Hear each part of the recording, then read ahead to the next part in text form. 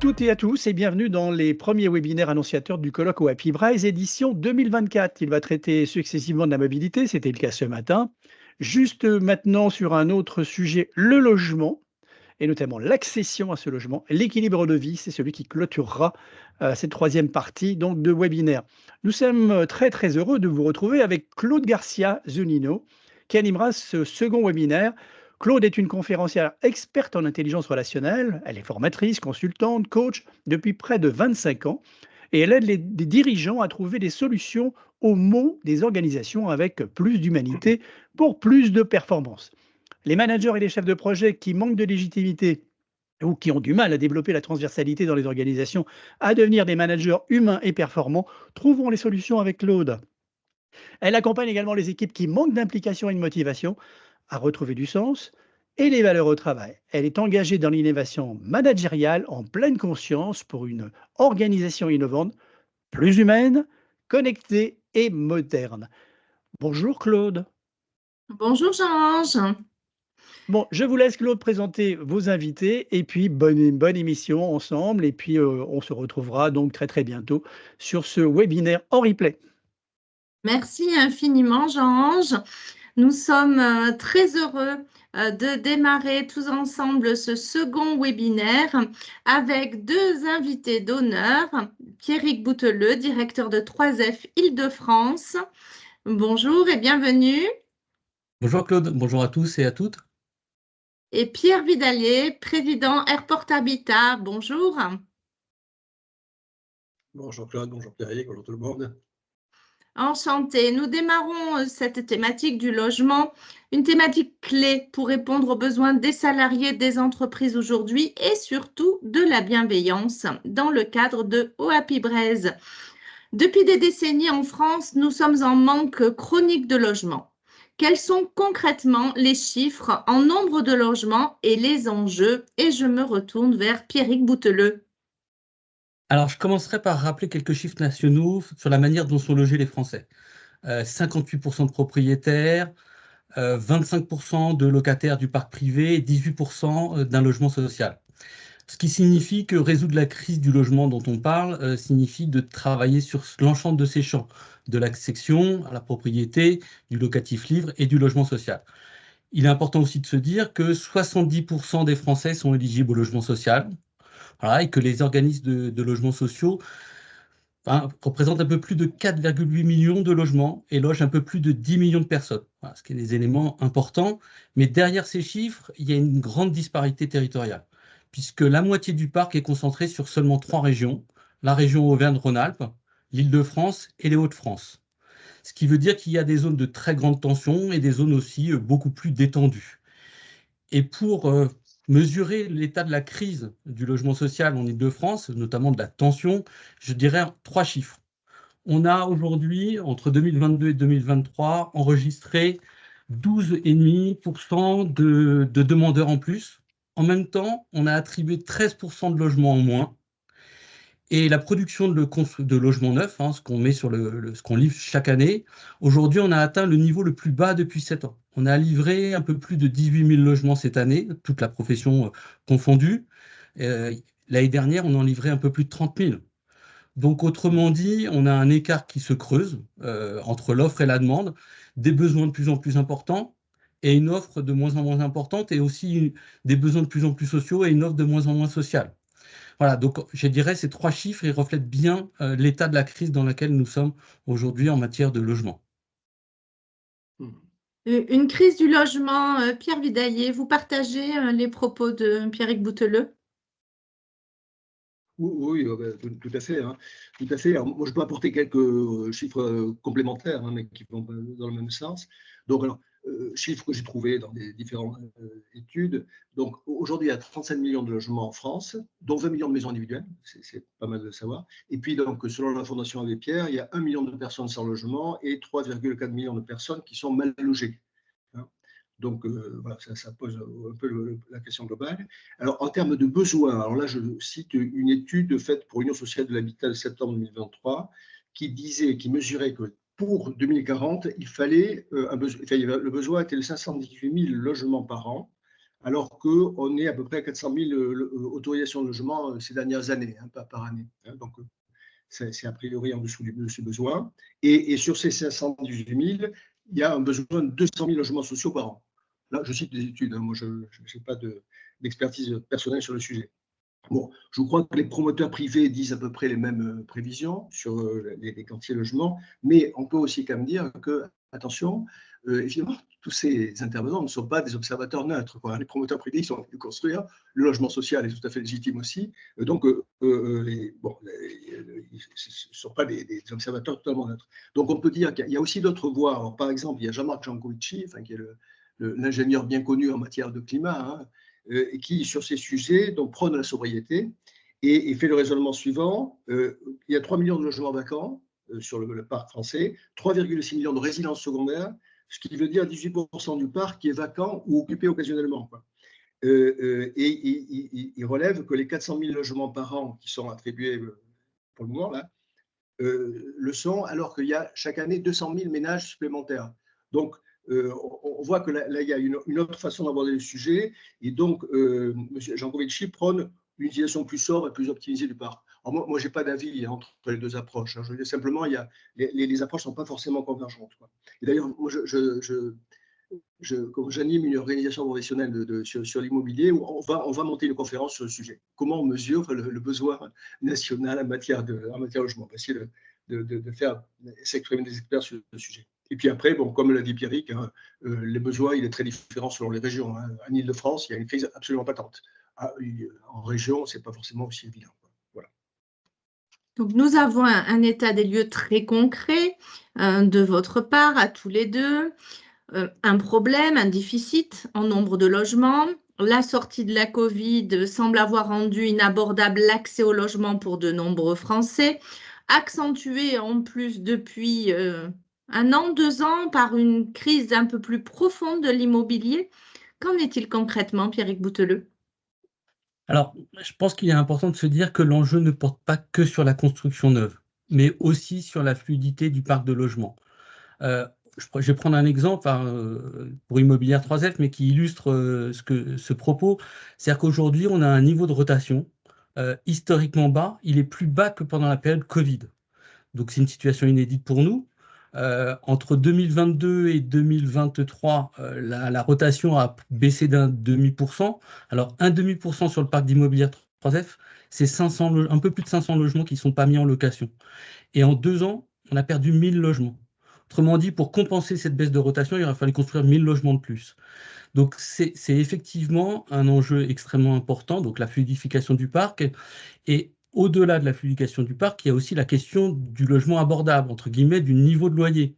Il y a encore, en 2017, je prends le chiffre, nos résidences étaient construites avec 32% de logements PLS. PLS, c'est le loyer le plus élevé dans le logement social, parce qu'il y a différentes catégories. Et aujourd'hui, ce type de logement, il pèse 40%. Alors pourquoi? Parce que tout simplement, aujourd'hui, on n'arriverait pas à produire du logement social si on n'arrivait pas à avoir des loyers plus élevés. Donc en fait, c'est une question d'équilibre économique de nos opérations. Mais ça veut dire que là, aujourd'hui, on est en écart avec des besoins qui sont de plus en plus sociaux et ce que nous livrons aujourd'hui. Donc il y a aussi l'enjeu du logement abordable. Et en fait, grosso modo, tout ce qui se passe aujourd'hui, c'est que le parcours résidentiel est grippé. C'est-à-dire que les locataires qui devraient sortir du logement social, finalement libérer leur logement pour ceux qui en ont besoin, bah finalement, avec le fait que les logements libres ont fortement augmenté, donc ils n'accèdent pas au parc privé, et les locataires qui pourraient accéder à la propriété aujourd'hui avec la restriction sur le crédit et l'inflation, en fait, finalement, n'accèdent pas à la propriété. D'autant plus que les promoteurs livrent moins de logements et eux-mêmes ont des critères de sécurisation beaucoup plus importants. Donc en fait, c'est toute la chaîne du parcours résidentiel qui est grippée aujourd'hui. Alors, la chaîne du parcours résidentiel est grippée. Tout à l'heure, vous disiez, Pierrick Bouteloup, on aurait dû construire 1000 logements de plus. Donc, j'ai envie de dire, comment ça se fait qu'on ne les a pas construits, ces logements, et que se passe-t-il?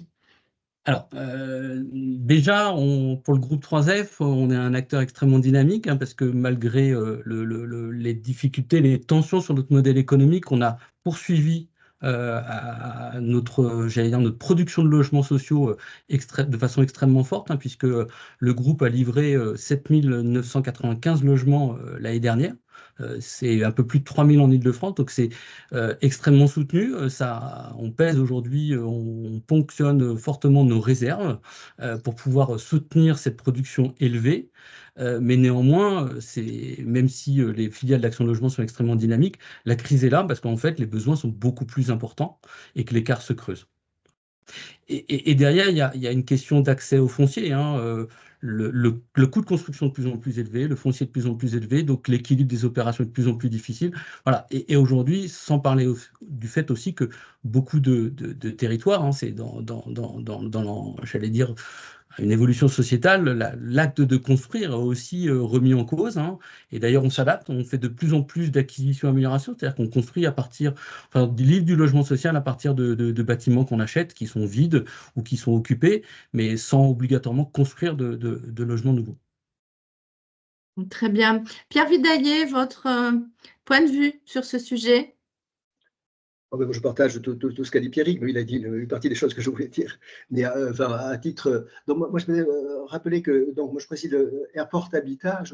C'est une association qui vise à aider au logement des salariés des plateformes aéroportuaires parisiennes, hein. Donc, moi, ma vision, elle est surtout sur le marché parisien ou même un marché encore sous-marché parisien, hein. Je n'ai pas une vision aussi globale que celle que peut avoir Pierrick. Mais ce que Pierrick a dit, moi, on le ressent, c'est-à-dire lorsqu'on va voir des bailleurs sociaux pour voir s'ils ont des logements disponibles pour nos demandeurs, eh bien, de plus en plus, on nous dit, bon, mais en logement social, tout est casé, nous, on a besoin de personne pour nous aider. Par contre, on a du logement intermédiaire à proposer. Mais alors, bon, on commence à avoir des demandeurs qui peuvent répondre à du logement intermédiaire, mais c'est des niveaux de revenus plus élevés. Mais nous, on a surtout besoin en fait de logement social, quoi. Donc là, ce qu'a expliqué Pierrick, pour des raisons d'équilibre financier, les logements sociaux, c'est pas forcément bien produire et que finalement il faut quand même un niveau de loyer qui commence à monter, quoi. Et ben on le constate et c'est un problème. Donc j'adhère totalement à ce qui a été dit sur la mobilité dans le parc, c'est-à-dire que l'offre nouvelle, elle vient beaucoup plus de la mobilité, c'est-à-dire des gens qui quittent le parc, que de l'offre neuve. Enfin, en principe, du moins. Mais le mécanisme, comme l'a dit Pierrick, est grippé. Alors je ne reviens pas sur les raisons que c'est trop cher pour en sortir, etc. Mais aussi, il y a un point aussi qu'on peut dire, c'est qu'il y a des gens maintenant qui sont enquistés dans des situations de pauvreté durable, quoi. Alors que le logement social, au départ, c'est conçu pour des gens qui démarraient dans la vie, n'avaient pas trop de revenus, et puis après, à progresser, et puis ensuite, pouvaient passer soit à l'accession, soit au logement privé. Mais ça, il y a toute une gamme de la population, et ça, c'est un problème social globale, hein, qui dépasse le problème du logement, qui, elle, est coincée dans le logement social parce qu'elle a des revenus, enfin, elle est coincée dans une situation de pauvreté, quoi. Voilà. Nous avons abordé la notion de prix de manière très globale tout à l'heure. Quelle a été depuis 4 ans l'évolution du prix des loyers? Y a-t-il des écarts d'évolution selon les régions? Et qu'en est-il spécifiquement en France, Pierrick Bouteilleux? Je ne suis pas obligatoirement la meilleure personne pour parler au niveau global, parce qu'il faut aussi parler du parc privé. Le parc social, ce n'est pas un bon indicateur de l'évolution des loyers, parce qu'elle est encadrée. Nous, aujourd'hui, on se base sur l'indice INSEE, hein, qui sert de référence, hein, malgré tout. Et quand même, l'indice INSEE, juste regarder ses évolutions, au premier trimestre 2021, il était de 0,09%, donc quasiment nul. Aujourd'hui, le dernier indice connu, il est de 3,5%. Donc on voit bien quand même que les loyers, même dans le parc social, qui est quand même plutôt très encadré, augmentent fortement. Après, là aussi, il y a des mécanismes vraiment territoriaux. Nous, on le voit alors sur toutes les zones touristiques où effectivement, il y a des marchés locaux qui font que les prix sont beaucoup plus élevés qu'ailleurs. Mais au-delà du prix de loyer, je pense qu'il faut aussi intégrer, et ça c'est nouveau, enfin en tout cas, c'est une dimension extrêmement forte, c'est les charges. Et raisonner au niveau de quittance globale. Parce qu'en fait, aujourd'hui, les charges, c'est 20 à 40% d'une quittance. Et avec la crise énergétique, rien qu'avec le premier poste, qui est le chauffage et le réchauffement de l'eau chaude, les charges ont augmenté de 15 à 25%. Donc en fait, effectivement, les loyers ont peut-être eu des trajectoires plus ou moins fortes en termes d'évolution, mais les charges, elles ont explosé. Et au final, le coût de la quittance a fortement augmenté ces dernières années. Tout à fait. Votre avis, Pierre Vidaillet, sur le sujet de l'augmentation des prix, des charges? Oui.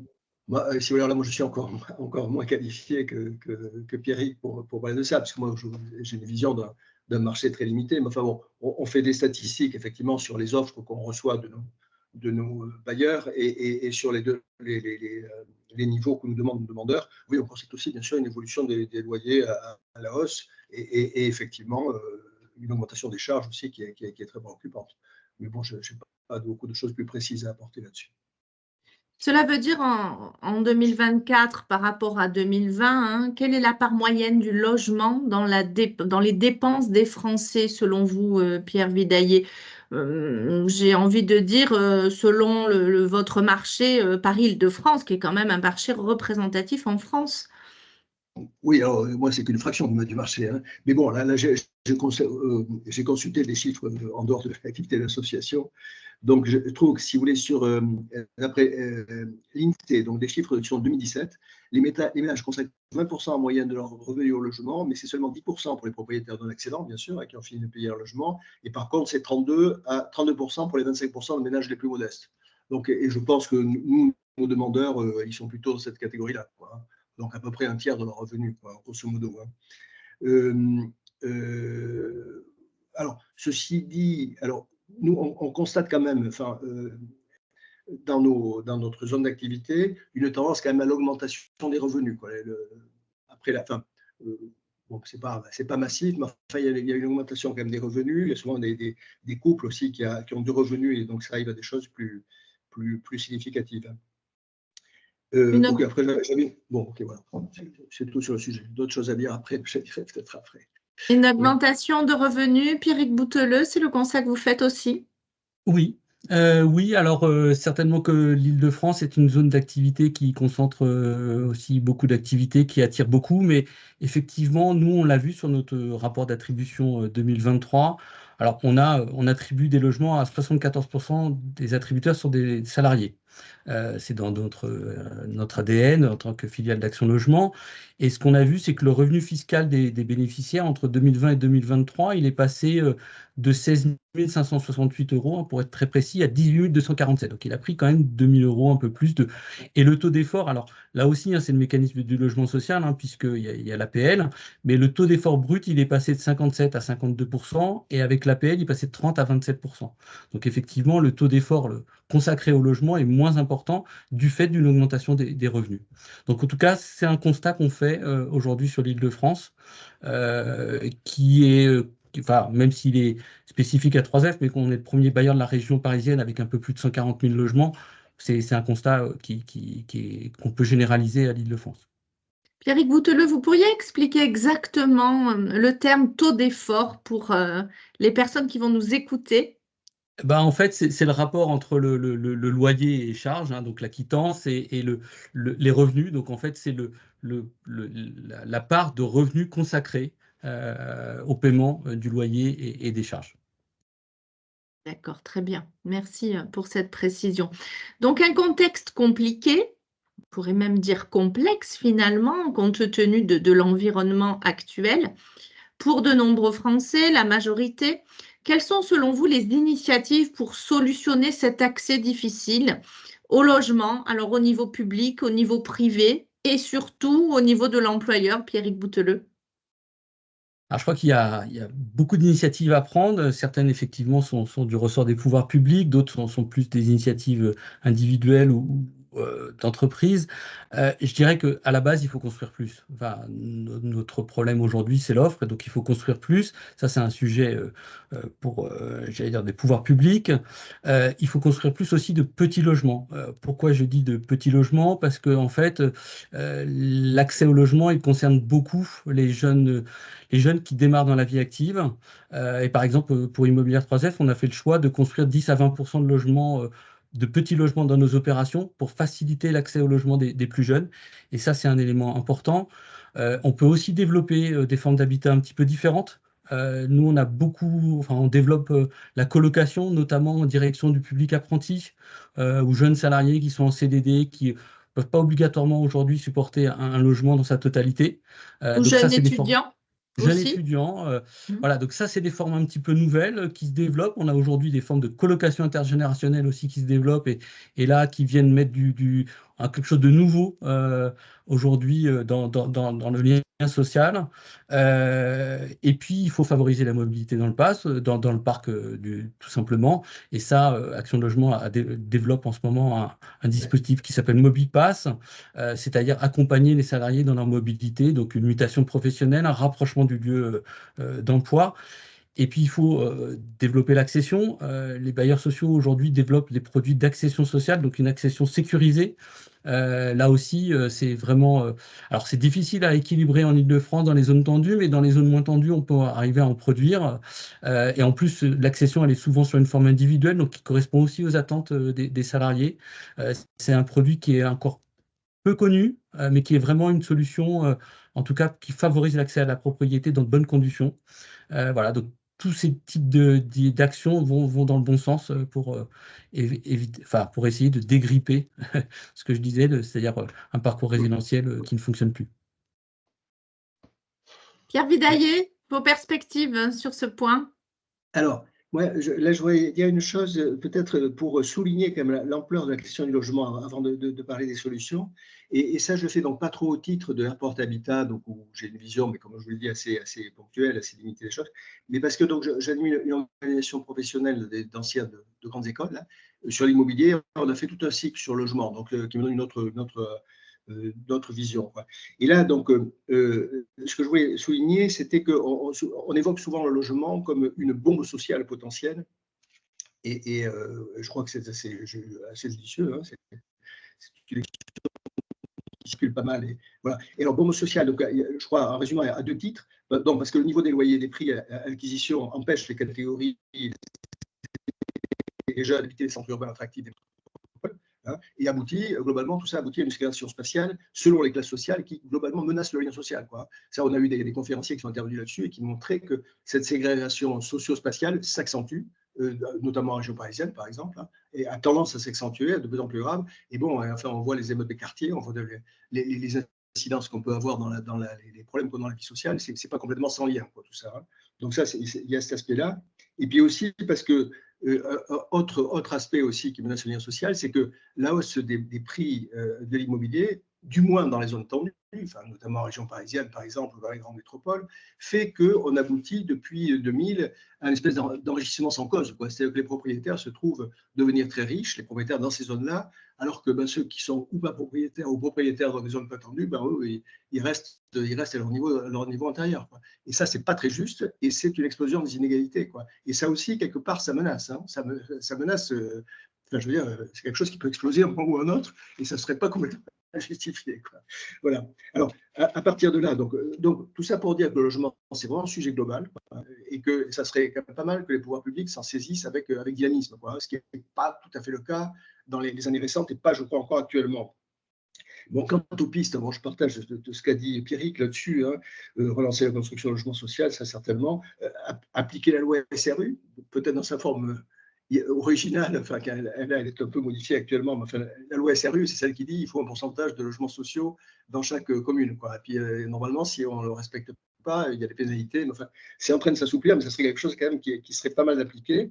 Il y a quelque chose aussi qui était pas mal ressorti, c'était les opérations qui, pour faciliter l'acquisition, dissociant la propriété du bâti de la propriété du foncier, hein, ce qu'on appelle les offices fonciers solidaires. Donc ça, c'est un système où, si vous voulez, au lieu d'acquérir votre logement comme tout le monde avec le foncier qui va avec, vous payez simplement la construction et le foncier reste propriété d'un organisme qui vous fait payer un loyer. Mais du coup, on arrive à des prix d'acquisition qui sont inférieurs de l'ordre de 30% au prix normal, ce qui permet à des… Alors évidemment, vous n'êtes pas propriétaire de la totalité, ce n'est pas aussi bien, mais vous pouvez aller dans des zones où vous ne pourriez pas aller avec votre budget. Voilà, donc c'est quelque chose qui se développe, qui est peut-être pas mal. Il y a certainement aussi enfin, l'acceptation par les mairies aussi, hein, qui souvent bloquent les constructions par peur de voir arriver des populations qui ne maîtriseraient pas ou qui bouleverseraient l'équilibre électoral de la commune. Et aussi, sans doute, me semble-t-il, hein, mais c'est un sujet compliqué, il y a certainement à revoir la fiscalité des logements. Avoir la fiscalité des logements de façon, alors je ne dirais pas comment parce que je ne sais pas bien, mais il y a des propositions qui sont faites, mais qui sont des propositions qui touchent à tout le monde, quoi. Puis, enfin, mais qui visent plutôt à taxer la possession et à favoriser la fluidité, quoi. Alors qu'actuellement, c'est plutôt plutôt un peu l'inverse. Mais ça, c'est compliqué. La fiscalité logement, ça touche les intérêts de beaucoup de monde.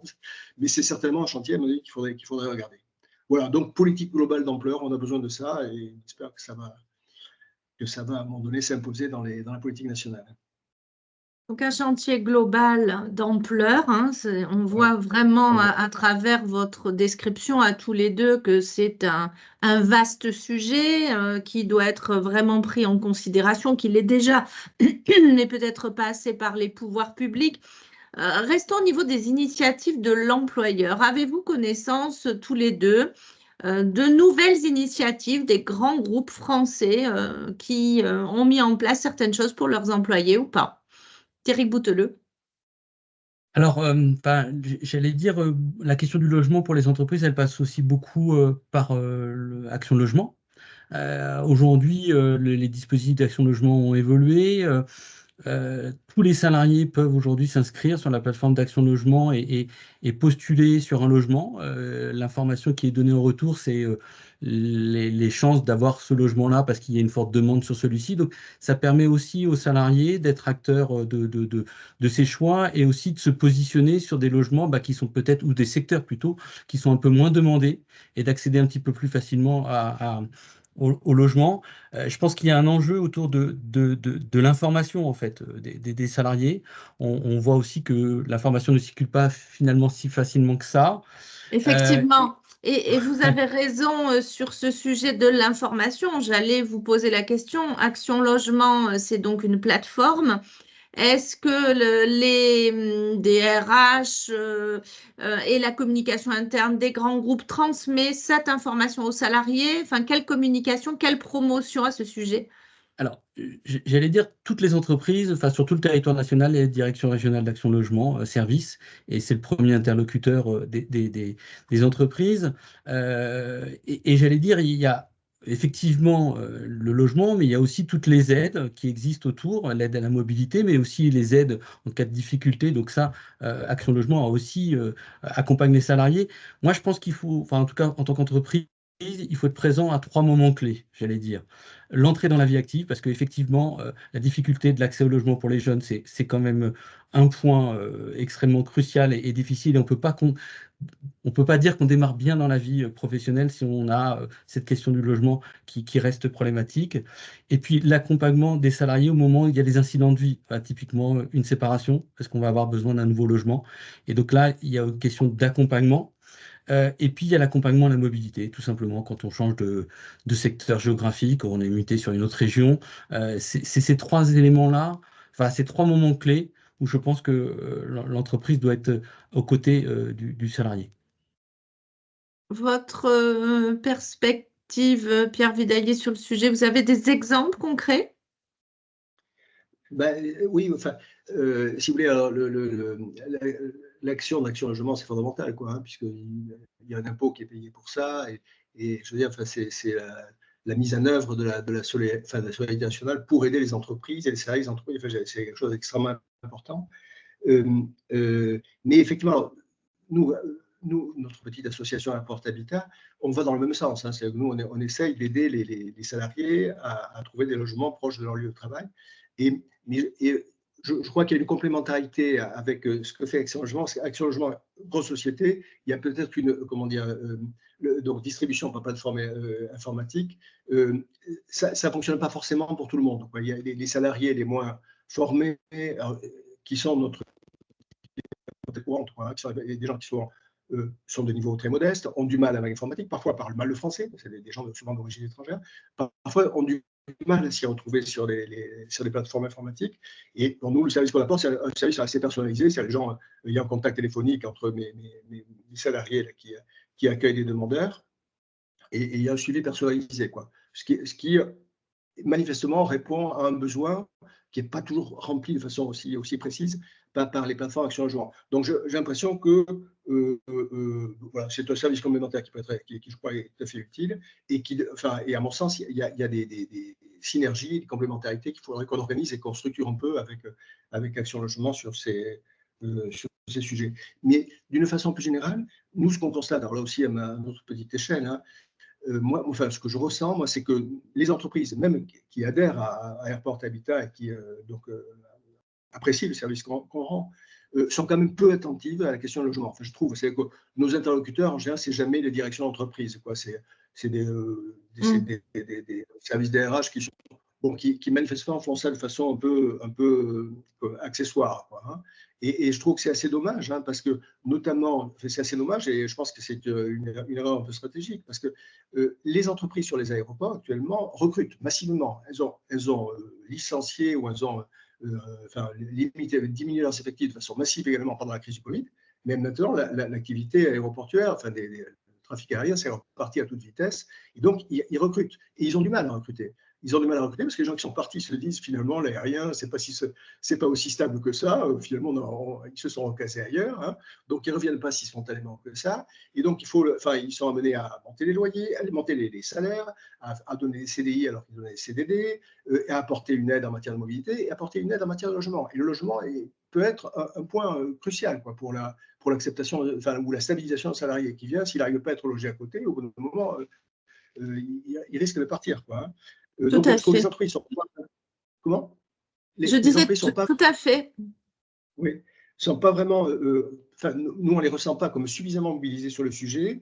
Et moi, j'ai l'impression, et c'est ce qu'on va commencer à faire ces temps-ci, c'est à chercher à développer des partenariats locaux, enfin, donc avec Action Logement, avec les bailleurs locaux, avec les entreprises, enfin, essayer d'avoir une réflexion commune, ce qu'on n'a pas vraiment actuellement, pour essayer de trouver ensemble les meilleures solutions locales, quoi. Enfin, qu'est-ce qu'on peut résoudre? Enfin, il y a un problème du logement qui est global, national, hein, mais qui a ses particularités dans chaque marché, quoi. Et bon, nous, on connaît bien le marché autour des aéroports, qui a ses particularités, etc. Et on aimerait bien, enfin, par une action collective à organiser, à y trouver des solutions. Alors, par exemple, un exemple de dysfonctionnement, me semble-t-il, les entreprises dont on est partenaire donnent des primes à leurs salariés qui se logent très loin de l'aéroport, parce que bon, ils trouvent à proximité de l'aéroport. Bon, et l'entreprise donne des primes, ce qui fait que parfois les salariés cherchent loin de l'aéroport, ce qui est complètement aberrant, quoi, pour pouvoir avoir la prime, quoi. Hein, c'est pas mal, ça. En termes environnementaux, c'est complètement absurde, quoi. Et ça devrait être le contraire. C'est intéressant. Donc, manifestement, ce n'est pas les solutions les plus intelligentes qui sont mises en place.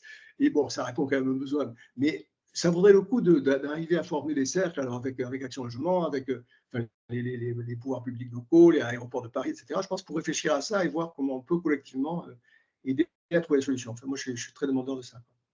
Donc, dans les initiatives, nous avons retenu plus de mobilisation des entreprises, des partenariats avec les acteurs vraiment phares du logement que vous venez de citer.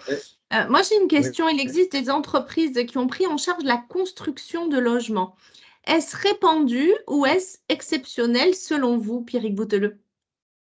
Alors, c'est certainement exceptionnel aujourd'hui. C'était beaucoup plus fréquent auparavant, puisque dans le logement social, tout fonctionne à partir des réservations de logement, hein, donc, et effectivement, beaucoup de grands groupes avaient des réservations propres. C'était le cas d'Air France, d'EDF et de la RATP. Ça existe encore, mais beaucoup moins que ça ne l'était auparavant.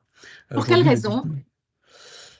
Peut-être ce que vient de dire Pierre, c'est-à-dire que le logement n'est peut-être pas encore un sujet pris comme à sa juste mesure, c'est-à-dire qu'aujourd'hui, c'est encore un sujet périphérique dans les directions générales d'entreprise.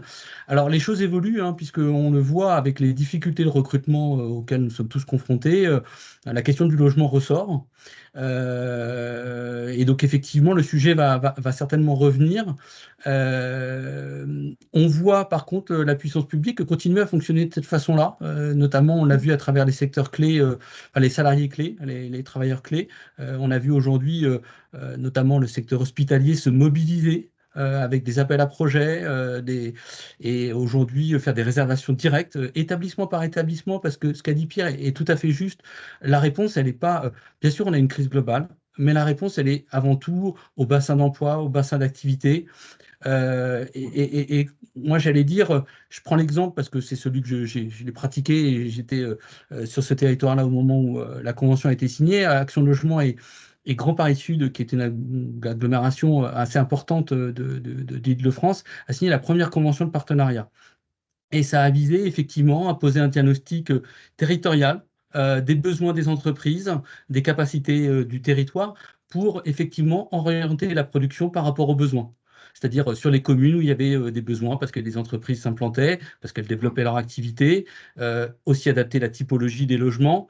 Et ça a aussi abouti à donner de l'information en direction des ressources humaines, des DRH des différentes entreprises du secteur, leur dire voilà, telle livraison, tel logement vont être livrés, il y a le parc du logement social est réparti de cette façon-là sur le territoire. Donc voilà ce qu'on peut proposer. Et ça, c'est important. Je pense que voilà, une partie de la réponse, elle est territoriale parce que effectivement, au-delà des chiffres globaux et nationaux, chaque territoire a des tensions qui peuvent être très localisées et comme elles peuvent être beaucoup moins sur certains secteurs. Pierre Vidalier? Aussi la question des entreprises qui pourraient construire, c'est aussi une question qu'on s'est posée. Hein. Alors, il y a un exemple quand même, je pense, qui est la SNCF. Je crois qu'il y a, alors je ne connais pas bien comment ils fonctionnent, mais ils ont des filiales immobilières, quoi. Qui, je crois, visent en partie, en tout cas, ils ont une association qui s'appelle PARM, qui gère des résidences, qui est très liée à la SNCF. Donc, je crois qu'ils ont une politique particulière en matière de logement de leurs salariés, quoi. Me semble-t-il, hein, mais c'est souvent le cas de groupes parapublics. Effectivement, la SNCF a un groupe immobilier qui est important, qui est assez important, qui fait du logement social à travers ICF La Sablière et aussi du logement privé. Mais la SNCF construit sur ses réserves foncières de la SNCF, donc c'est aussi un avantage indéniable. La RATP a aujourd'hui une filiale de logement. Donc c'est souvent le cas de groupes parapublics, rarement de groupes entièrement privés. D'accord. Alors après, sur cette notion, il y a aussi, enfin moi je l'ai évoqué avec des acteurs, et la réaction que j'ai eue, qui est raisonnable, qui veut dire, oh là, mais on revient au paternalisme, les corons, parce qu'il y a eu toute une tradition du logement fait par les entreprises, mais au XIXe siècle, enfin, au moment où il y a eu la révolution industrielle, et effectivement, c'était lié à des politiques paternalistes où le salarié devenait un peu la propriété de l'entreprise, quoi, hein, il était nourri, logé, etc., mais il n'est pas question qu'il salarié, quoi. Donc, il y a cette référence qui n'est pas très excitante, effectivement, mais enfin, la question pourrait peut-être reposer dans un autre contexte. D'ailleurs, Pierrick, j'avais eu des contacts avec 3F, avec un de vos collègues, Jean-Nico, je ne sais pas s'il est toujours, qui avait évoqué des montages de ce type, donc où les entreprises pouvaient investir dans le logement, et avec un logement qui effectivement restait lié au fait d'être salarié de l'entreprise, ce qui n'est évidemment pas le cas dans le logement social. Dans le logement social, quand vous êtes dans le logement social, vous y êtes, et on ne vous sort pas parce que vous changez d'employé, quoi. Mais on avait réfléchi un petit peu à ça. Bon, après, ça n'a pas donné grand-chose pour le moment, mais c'est peut-être un sujet à voir. Hein.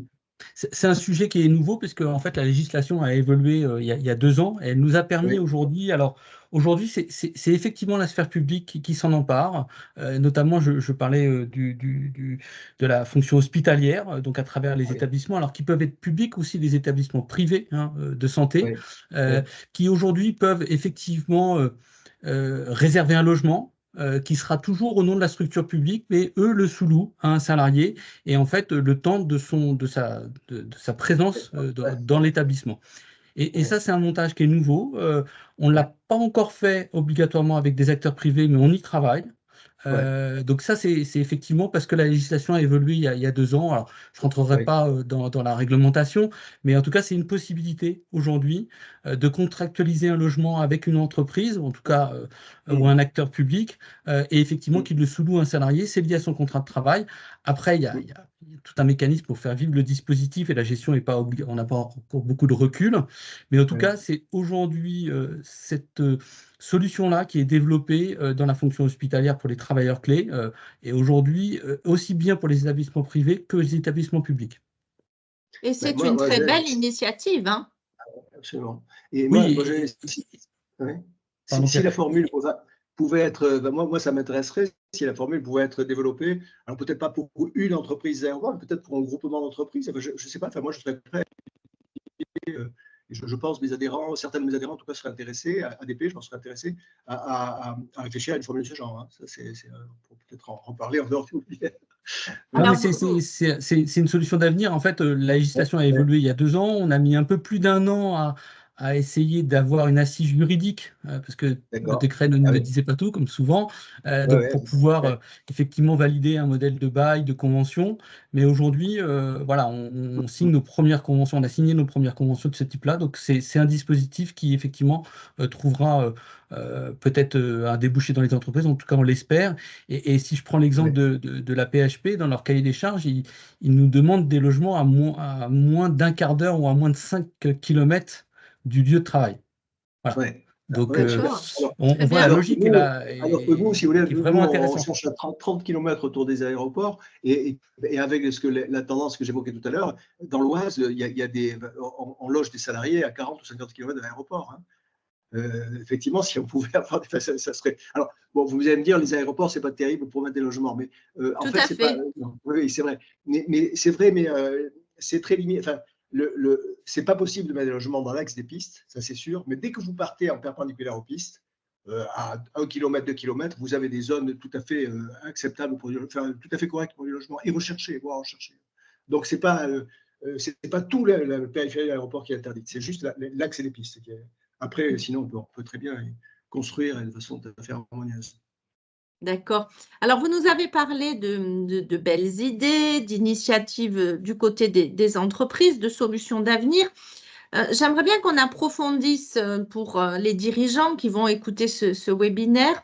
Plus spécifiquement, comment les entreprises peuvent-elles s'adapter encore plus, adapter de vraies politiques de logement en fonction des besoins géographiques et familiaux de leurs employés?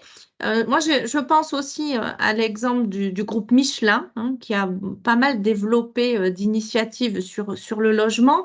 Mais qu'en pensez-vous? Quelle politique de logement pour les entreprises, Pierrick Bouteloup? Alors, sujet qui est différent suivant la taille de l'entreprise, parce Tout à qu'effectivement, fait. aujourd'hui, on parle de solutions et souvent, c'est des solutions de grands groupes.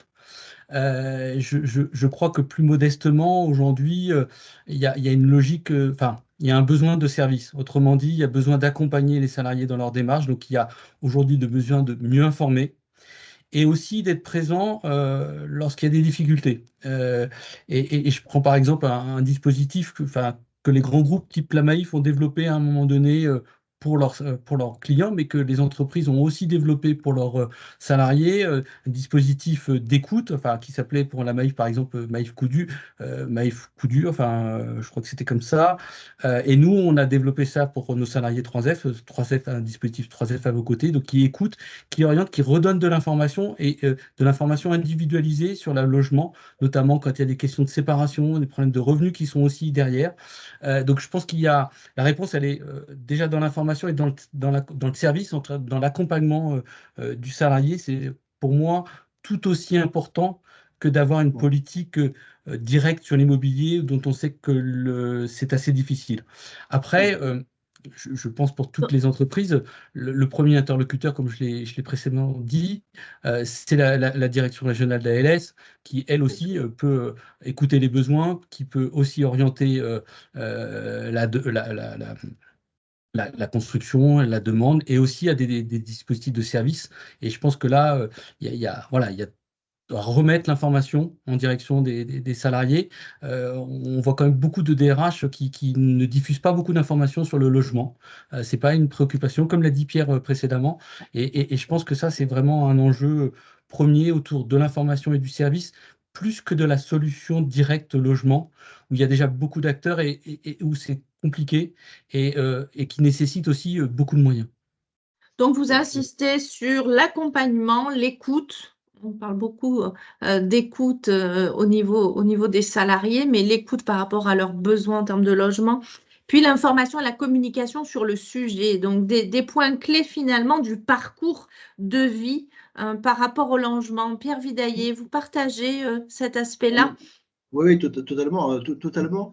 Et lorsque j'entends les coups des salariés, les coups durs dans la vie, etc., moi, j'ai l'impression d'écouter mes salariés qui me racontent les contacts qu'elles ont avec leurs demandeurs, quoi, hein.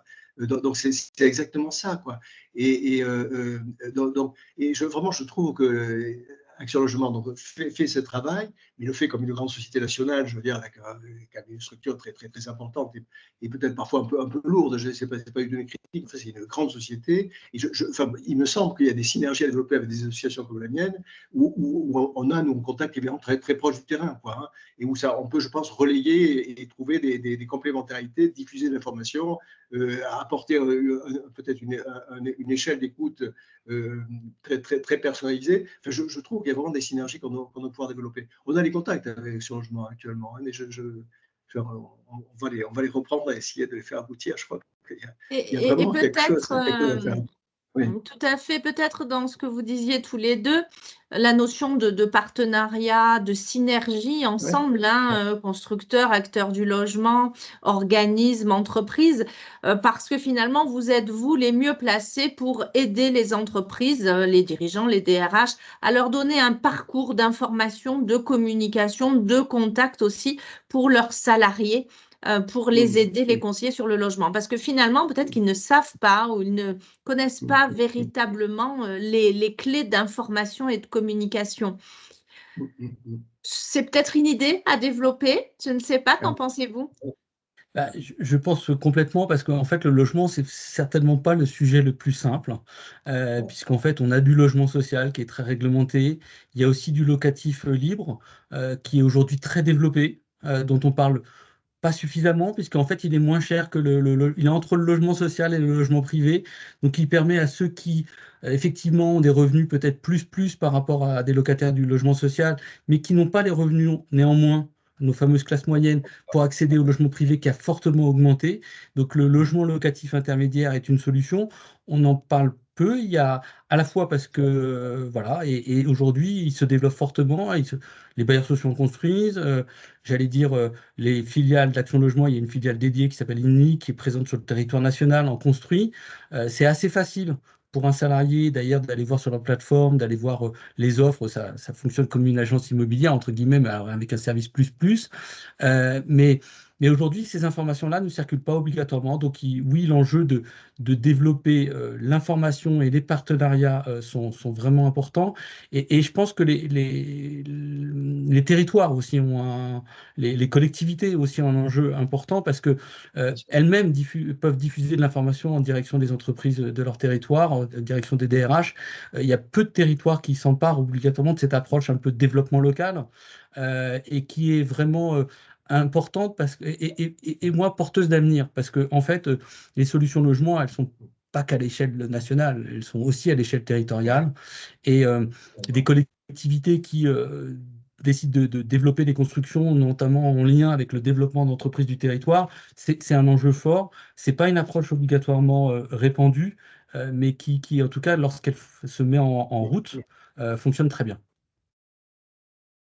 Très bien. Quels sont les différents logements ou modèles de logement que les entreprises peuvent proposer à leurs salariés en dehors des initiatives immobilières classiques, je dirais, Pervidaillé? Type de logement, nous, en tout cas, dans notre pratique quotidienne, ces logements qui sont proposés par les bailleurs sociaux, donc c'est des logements assez classiques, hein, des logements. Alors, c'est d'abord du logement social, un peu du logement intermédiaire pour ceux de nos demandeurs qui peuvent y avoir accès. Alors, nous, on a plutôt une demande, non, on a beaucoup de demandes de petits logements, mais on n'a pas assez d'offres en matière de grands logements. Ça, voilà, c'est la difficulté qu'on constate en général, mais ça, voilà. Il y a des maisons individuelles aussi qui sont proposées hein, dans le cadre de nos activités, mais bon, en fait, après, c'est des logements qui n'ont pas de caractéristiques spécifiques je ne sais pas quelle est votre question, si c'était les. Oui, l'idée, c'était d'avoir le panel et finalement la disparité des types de logements que pouvaient proposer les entreprises. Donc, vous répondez tout à fait à la question. C'est votre perspective, votre point de vue aussi, Pierrick Bouteleux, ou pas? Oui, ce que dit Pierre est tout à fait juste. J'ajouterais qu'il y a aussi des produits un peu spécifiques. Je pense notamment aux résidences jeunes travailleurs, qu'on oublie un petit peu, mais qui est un dispositif qui fonctionne bien, notamment pour les jeunes qui démarrent dans la vie active, CDD, temps partiel, apprentis. C'est effectivement, alors pas des logements on y reste un certain temps, hein, c'est généralement une période de 3 ans, au bout de quand on a atteint 25 ans, on doit quitter le logement, mais ça peut être une solution, notamment quand on démarre dans la vie active, et il ne faut pas oublier les produits un petit peu spécifiques qui sont complémentaires à l'offre classique.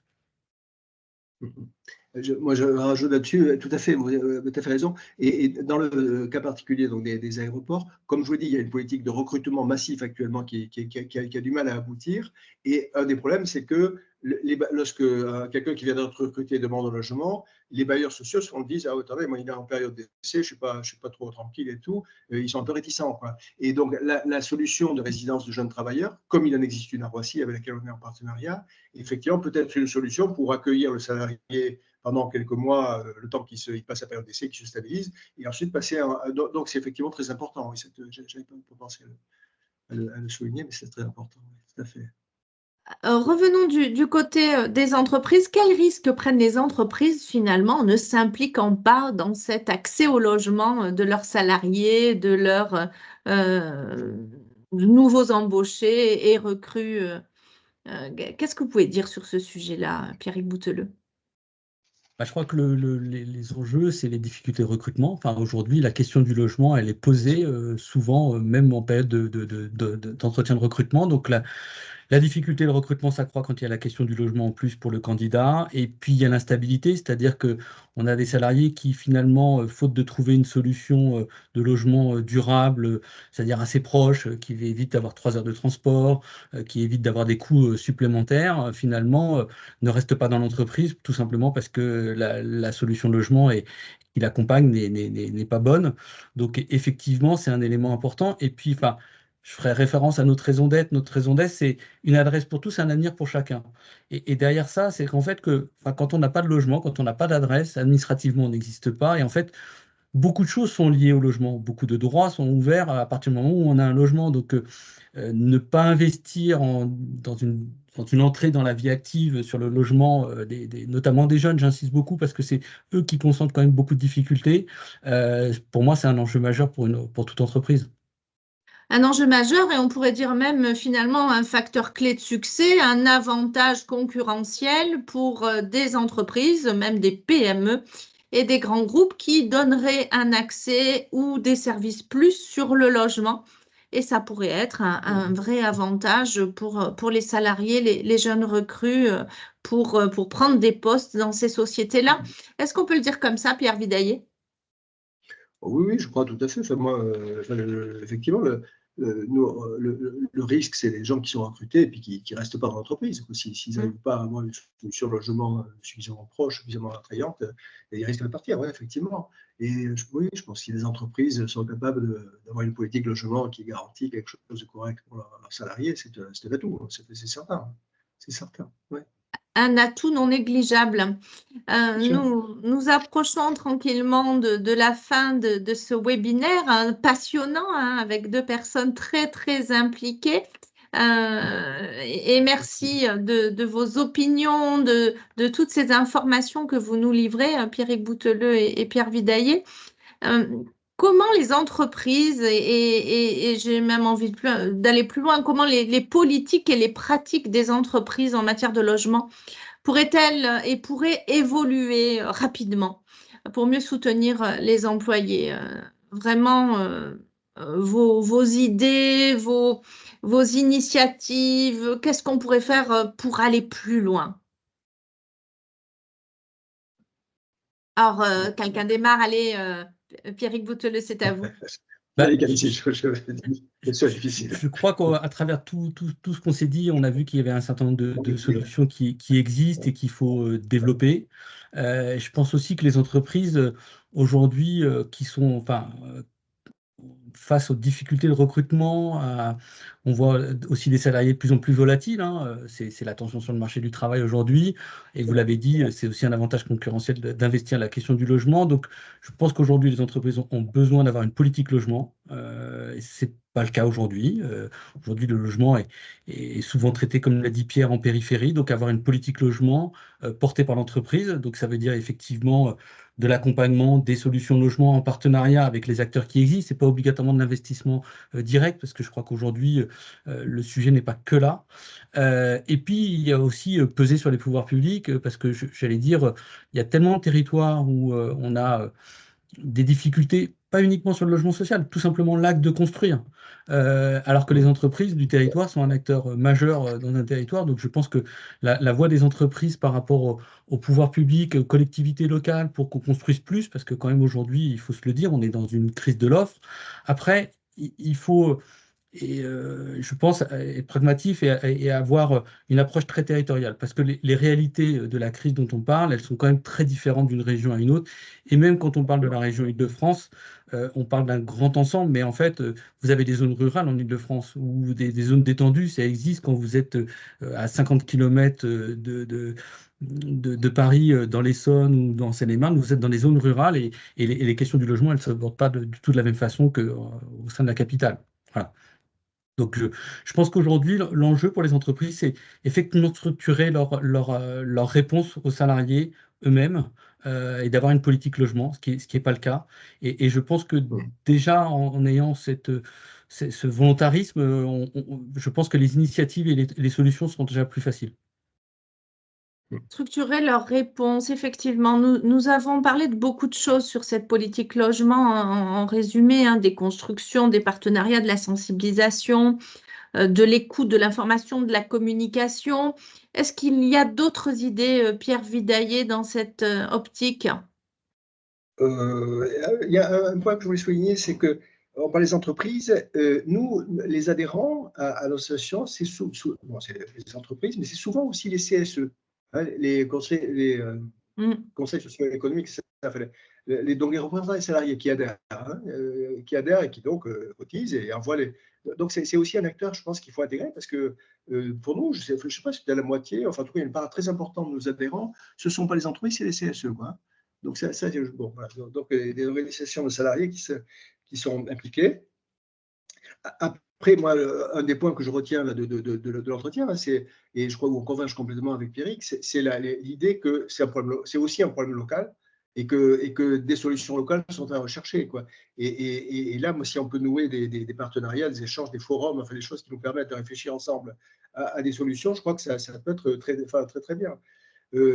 Autre point peut-être aussi, donc on dit qu'il faut que les entreprises aient une politique de logement plus forte, mais c'est certainement vrai pour des grandes entreprises qui vont pouvoir consacrer un ou deux cadres à réfléchir au sujet.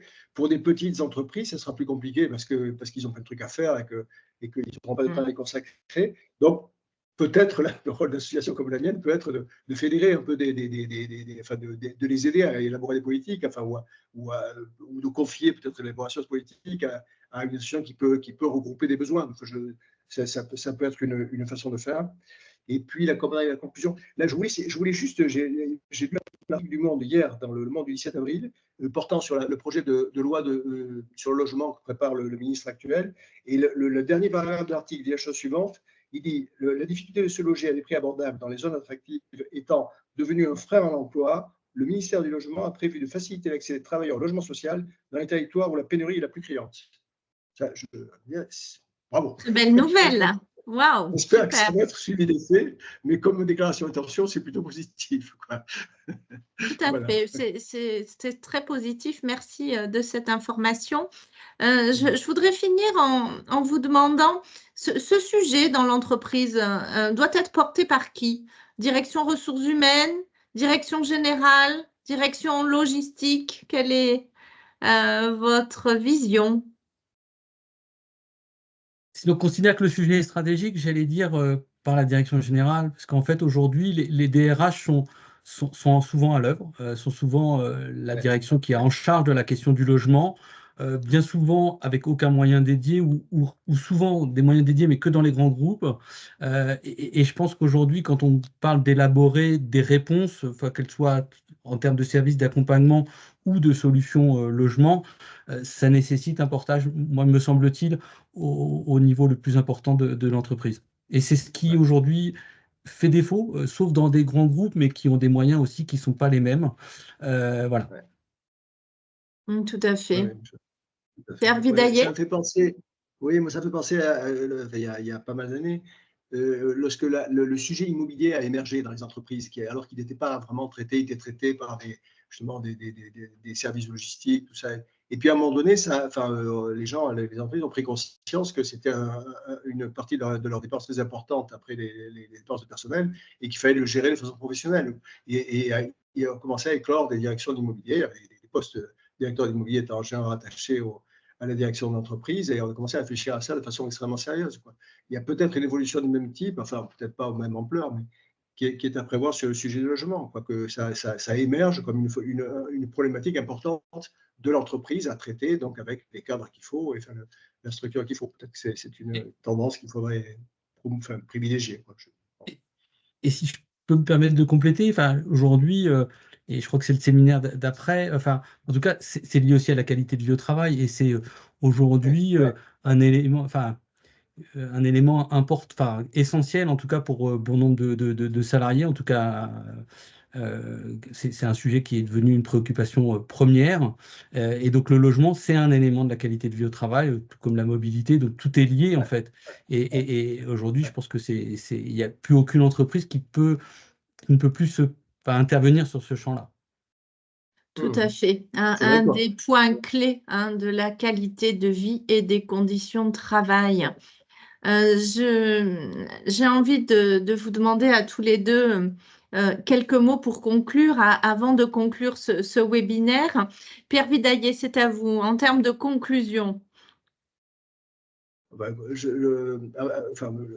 Aspect territorial, action territoriale à développer, je crois. Et puis, juste sur le dernier échange qu'on vient d'avoir, au fond, on disait dans la fonction logement devrait apparaître, mais la fonction logement, elle va lier aussi maintenant au télétravail, tout ça. Enfin, il y a peut-être une fonction à définir dans l'entreprise qui prendrait en charge cet aspect conditions de travail, quoi, qui pourrait mêler le logement, l'organisation du télétravail, des choses comme ça. Enfin, tout ça est en tout, quoi. Enfin, il y a peut-être une idée là, de fonction qui aujourd'hui n'est pas vraiment prise en charge dans l'entreprise. Tout à fait. Oui, ça peut être soit la direction des ressources humaines, soit la direction des talents, soit voire même l'innovation. Je le vois dans les entreprises aujourd'hui aussi, avec l'option RSE, effectivement, un point très important. Pierrick Bouteleux, en conclusion. Je rejoins ce que vient de dire Pierre. Je pense que le logement, c'est un sujet qui est souvent abordé de façon technique, et notamment, et en plus, c'est vraiment un sujet pas simple. Voilà, et les réponses, elles sont aussi pas toujours très lisibles. Donc, je pense qu'il ne faut pas prendre le sujet de façon technique, mais de façon globale. Aujourd'hui, l'aspiration des salariés, elle est autre. Plus personne n'a envie de passer 3 heures dans sa voiture ou 3 heures dans les transports en commun pour aller travailler. Il y a le télétravail est passé par là, la crise Covid aussi. Le rapport aussi sur le marché de l'emploi a aussi évolué. Et donc, je pense que, en tout cas, les entreprises ne peuvent plus rester à côté de ce sujet-là. Et bien sûr, une approche globale me semble être la bonne réponse, en liant effectivement les possibilités nouvelles du télétravail, la question de la mobilité, de l'accès au transport. Voilà. Et tout est un petit peu lié aujourd'hui. En tout cas, ça se retrouve bien dans le chapeau qualité de vie au travail. Et je pense que ce qui est vraiment important, c'est d'avoir une approche globale et en même temps des réponses territoriales, parce que chaque bassin d'activité est différent. Eh bien, merci beaucoup. J'ai vraiment apprécié ce débat, cette conversation enrichissante. Nous avons évoqué des points clés, l'environnement dans le cadre du marché du logement. Vous avez parlé de disparité territoriale, de la crise du logement qui s'accroît, des besoins du logement, des enjeux très forts de besoins de logement social. Ensuite, on a continué en se concentrant sur l'entreprise avec notamment les besoins du côté des employeurs pour les salariés.